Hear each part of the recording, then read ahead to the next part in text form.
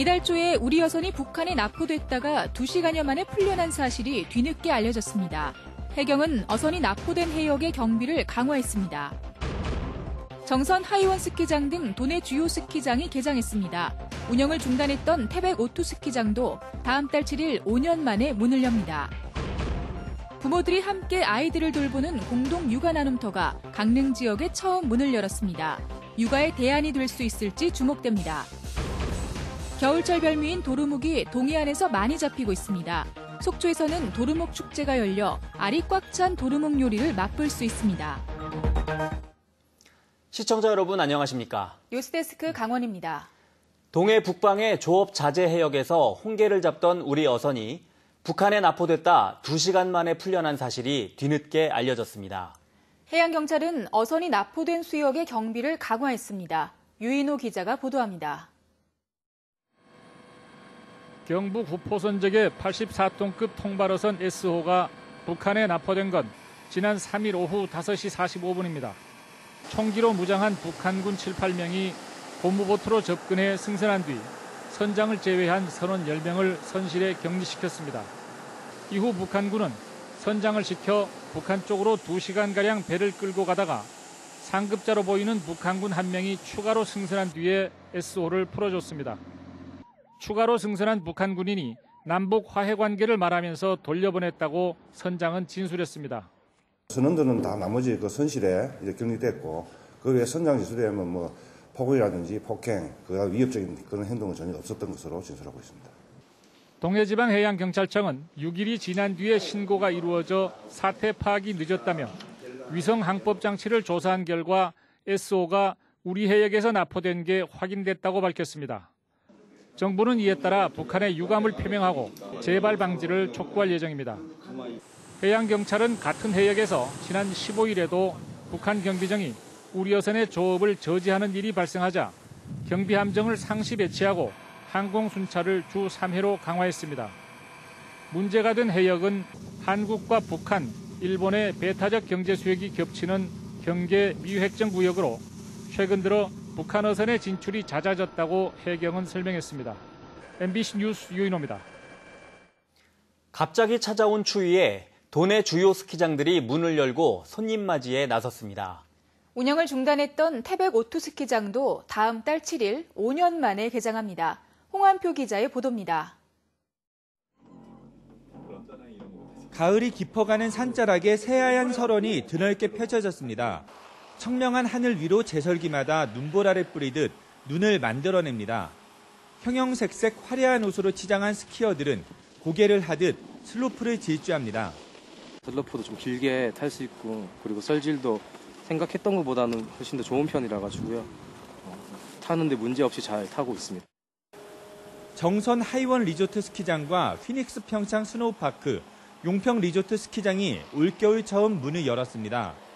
그동안 비교적 포근한 날씨 탓에 올해 개장은 지난해보다 일주일가량 늦어졌지만 겨울이 오기만을 기다린 스키어들로 개장 첫날부터 스키장은 북적였습니다. 금번 스키장을 개장하면서 고객 여러분들과 매니아들을 위해서 최상의 서비스와 최고의 설질로 준비를 했습니다. 그동안 재정난 등으로 어려움을 겪었던 태백 오투 리조트 스키장도 다음 달 7일 5년 만에 문을 여는 등 다음 달 초까지 도내 대부분 스키장이 본격적인 겨울 시즌에 돌입합니다. MBC 뉴스 홍한표입니다.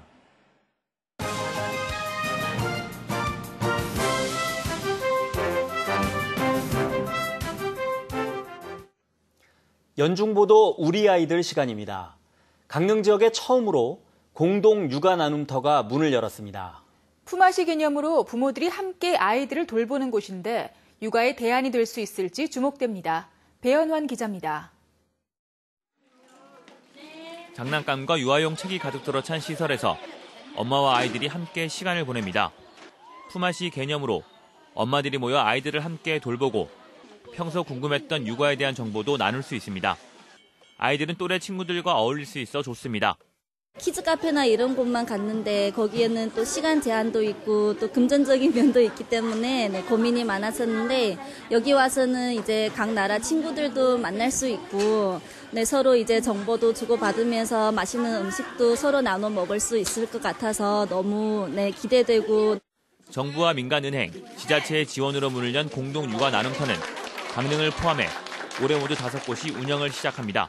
부모님들이 같이 품앗이나 그다음에 동아리 활동 이런 거를 할 수 있는 그런 그 장소를 제공을 하기도 하고 또 아이들과 같이 나와서 여기서 이제 같이 프로그램을 좀 진행을 할 수 있는.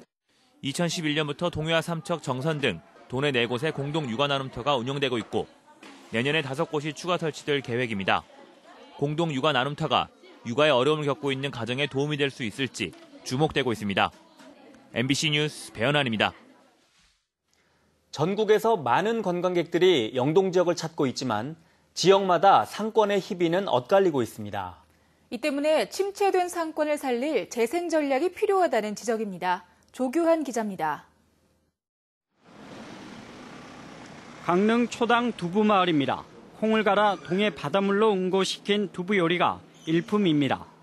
조선시대 소설가인 허균과 여류시인 허난설원이 살았던 집터도 마을에 남아 있습니다. 먹거리촌이 형성돼 있는 데다 역사적인 이야기까지 곁들여져 있다 보니 연중 관광객들이 꾸준히 찾아옵니다. 강릉에서 제일 맛있다고 하고 소문난 데가 초당 순두부여서 그래서 왔어요.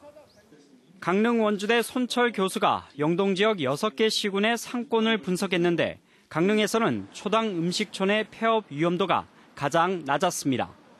오죽헌이나 정동진역 등 주요 관광지나 규모가 큰 대학 주변 상권보다 더 좋은 결과입니다. 반면 원도심에 있는 업무 중심지 주변은 일반 상권에 비해 폐업 위험이 높았습니다. 동해와 삼척, 양양 등에서도 원도심에서 창업이 적고 상가 생존도도 상대적으로 낮았습니다. 결국은 외부에서 오는 관광객들을 이제 끌어모으는 것이 상권을 살리는 가장 큰 전략이 되겠는데요. 그러기 위해서는 끌어모을 수 있는 유인들을 갖다가 특정 지역에 이제 집중적으로 배치하는 것이 굉장히 중요하고요. 그렇지 못한 지역들도 또 그런 지역이 발전함으로써 그 지역과 동반 성장할 수 있도록 하는 전략이 필요하다고 생각이 됩니다. 영동 지역 정주 인구는 50만 명, 반면 관광객은 연간 4,700만 명 정도로 추산됩니다. 인구가 줄어드는 상황에서 관광객들을 사로잡을 상권의 특성화 전략이 필요해 보입니다. MBC 뉴스 조규환입니다. 영상 리포트 더봄 시간입니다. 요즘 동해안에서 겨울철 별미인 도루묵이 많이 잡혀 속초에선 도루묵 축제도 열리고 있습니다. 맛이 담백하고 알이 꽉 찬 도루묵으로 요리한 구이와 찌개, 조림 등을 입맛대로 맛볼 수 있습니다. 최기복 기자가 영상 리포트에 담았습니다.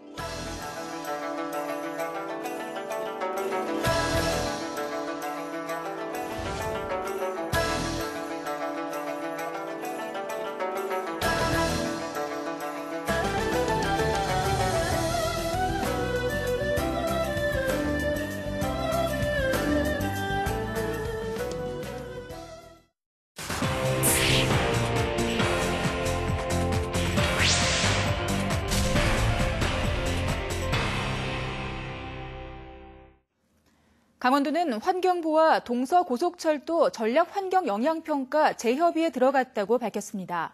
설악산 국립공원 통과에 따른 환경훼손 우려를 피하기 위해 새로 마련한 미시령 터널 지하 관통 노선안이 재협의에서 통과되면 동서고속철도 기본계획 고시와 기본설계 등 사업 추진에 탄력이 붙게 됩니다.